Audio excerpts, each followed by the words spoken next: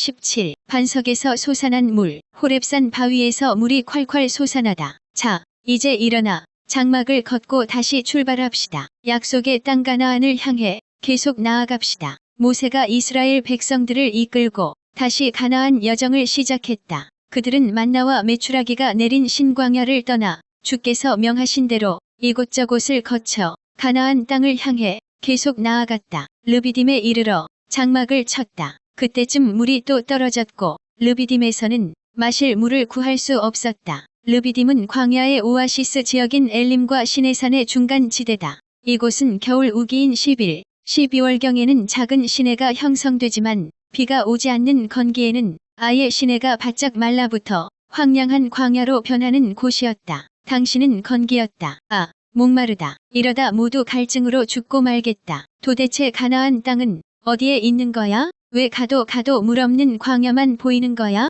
햇볕이 이리도 뜨거운데 마실 물이 하나도 없다니 우리더러 광야에서 모두 죽으란 말인가? 입술이 쩍쩍 말라붙는 갈증으로 인해 곳곳에서 불평이 터져 나왔다. 더러는 무리를 선동하여 모세에게 대들었다. 모세, 당신은 우리를 광야에서 모두 죽일 참이오? 젖과 꿀이 흐른다는 가나안 땅은 대체 있기나 한 거요? 지금 목말라 죽게 되었으니 당장 마실 물이나 주시오. 이번에는 어떻게 물을 내는지 한번 봅시다. 모세는 심히 괴로웠다. 걸핏하면 불평을 터뜨리고 이집트에서 나온 것을 후회하면서 다짜고짜 대들기 때문이다. 모세가 언성을 높이며 대답했다. 당신들은 어째서 내게 자꾸 대드는 거요? 어째서 하나님을 매번 시험한단 말이오? 왜 하나님의 능력을 믿지 못하고 조금도 기다리지 못하는 거요? 그러나 백성들은 쉽게 가라앉지 않았다. 갈증이 심해지자 더욱 맹렬한 기세로 불평을 터뜨렸다. 그러니까 언제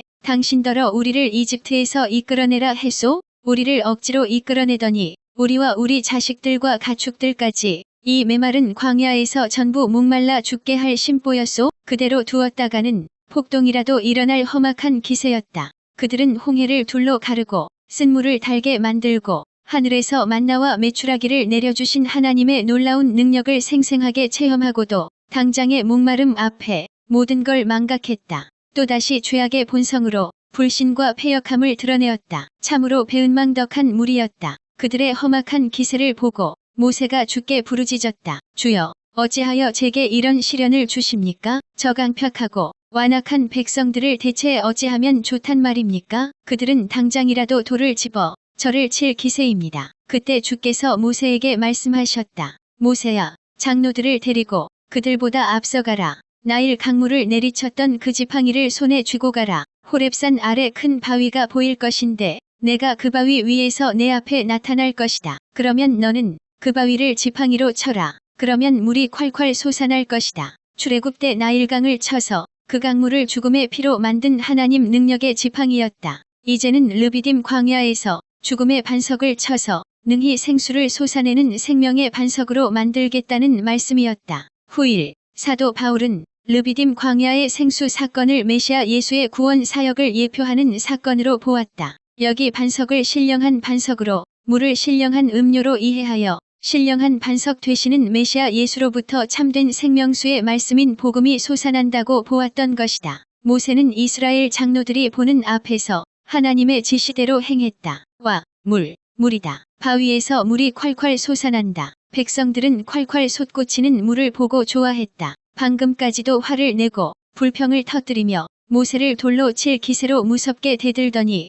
모두들 까맣게 잊고 희희낙낙했다. 모세는 그곳 이름을 무리바라 불렀다. 다툼이란 뜻이다. 거기서 백성들이 물 때문에 하나님과 다투었기 때문이다. 또한 모세는 그곳을 마사라고도 불렀다. 시험이란 뜻이다. 거기서 그들이 하나님이 우리 가운데 과연 계시는가 안 계시는가 하면서 주 하나님을 시험했기 때문이다. 아말렉 족속과 싸워 그들을 물리치다. 지도자님, 큰일 났습니다. 정체를 알 수 없는 부족이 우리 행진 대열의 후미를 공격하여 지금 부녀자들과 노약자들을 치고 있습니다. 어서 도와주어야 합니다. 군사 하나가 헐레벌떡 달려와 모세에게 급히 보고했다. 무엇이라고? 어떤 부족인지 속히 알아보고 급히 여호수아를 이리로 데려오라. 이스라엘을 공격한 자들은 아말렉 부족이었다. 아말렉은 에서의 손자 아말렉의 후손들이다. 팔레스타인 남부에서 시내 반도 북부에 걸쳐 거주하면서 목초지를 찾아 유랑하던 유목 민족이다. 그렇게 유랑하다가 다른 족속이나 대상들을 만나면 무차별적으로 공격하고 약탈하여 생존을 유지해 나가는 광야의 무법자들이다. 이들은 유랑하다가 르비딤의 진을 친 이스라엘 백성들을 만나 그 후미 대열을 급습하여 약탈을 자행했던 것이다. 뒤따라오는 노약자들과 여인들, 어린아이들의 행렬을 치다니 아주 비열한 행동이었다. 모세가 긴급하게 찾는다는 말을 듣고 여호수아가 부랴부랴 달려왔다. 절 찾으셨습니까? 여호수아, 너는 지금 장정들을 뽑아 당장 아말렉과 맞서 싸워라. 나는 하나님의 지팡이를 들고 전쟁터가 내려다 보이는 산마루에 서서 하나님께 도움을 간구하겠다. 여호수아가 성경에 처음 등장하는 장면이다. 그는 에브라임 지파 소속인 눈의 아들인데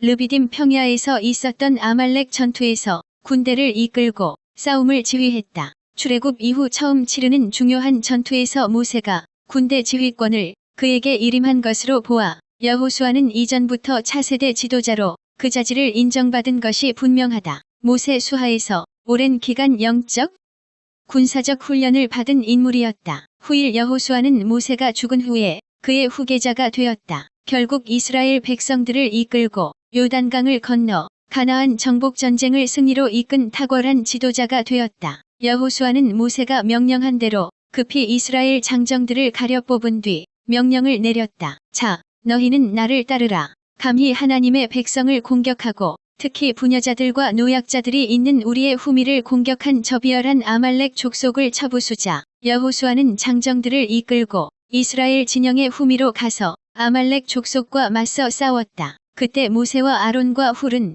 근처 산마루로 올라갔다. 이곳은 르비딤 평야가 한눈에 내려다 보이는 해발 220m의 산이다. 오늘날 이 산은 예벨 타후네로 불린다. 모세와 함께 올라간 두 인물 중 아론은 모세의 형이다. 그리고 훌은 모세의 누이인 미리암의 남편으로 추정되는 인물이다. 군대의 전력으로 보면 이스라엘이 불리했다. 아말렉 족속은 원래부터 약탈을 주업으로 먹고 살던 호전적인 족속으로 광야의 전쟁에 아주 능했다. 반면 이스라엘은 이집트에서 오랫동안 종살이했던 노예 부족이다. 수효는 많지만 싸움이라고는 해본 적이 없는 오합지졸에 불과했다. 이번에도 급한 대로 장정들을 골라 일시적으로 군대를 편성하여 외부의 적들에 대항했다. 그래도 싸움은 일진일퇴의 치열한 공방을 벌였다. 그런데 놀라운 광경이 나타났다. 근처 산마루에 서 있는 모세가 지팡이 든 손을 하늘 향해 높이 들고 있으면 이스라엘이 이겼다. 그런데 모세가 지쳐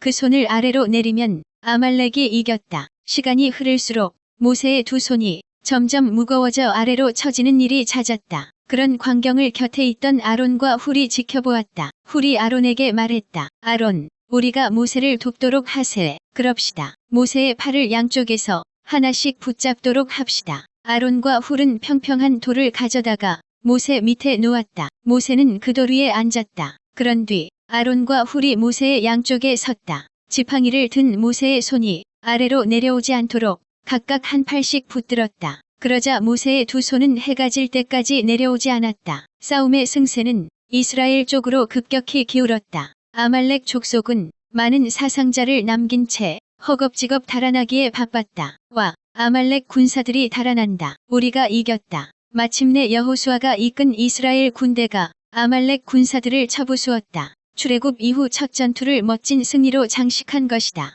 지팡이 든 모세의 손이 하늘로 향했을 때 이겼다는 사실은 두말할 필요 없이 하나님의 도우심으로 인한 승리였다. 전쟁의 승패는 군사력의 우열에 의한 것이 아니고 전적으로 하나님께 속한 것이기 때문이다. 이때 주께서 모세에게 말씀하셨다. 모세야, 이 일을 책에 기록하여 후대 사람들이 두고두고 기억하도록 하여라. 또 너는 여호수아에게 분명히 일러두기를 주께서 아말렉 족속을 지상에서 말끔히 쓸어버려 이 세상에서 누구도 그들을 기억하는 사람이 없도록 만들 것이다. 하여라. 하나님이 아말렉 족속에 대해 이토록 철저한 응징을 가한 이유는 분명하다. 그들은 하나님의 인도하에 가나안으로 향하던 이스라엘 백성을 대적하고 무자비한 공격을 가한 첫 번째 족속이기 때문이다. 게다가 광야 행진에 지친 연약한 이스라엘의 후미를 기습적으로 공격하여 큰 타격을 입혔다. 그래서 하나님은 그들을 지상에서 멸절시키라고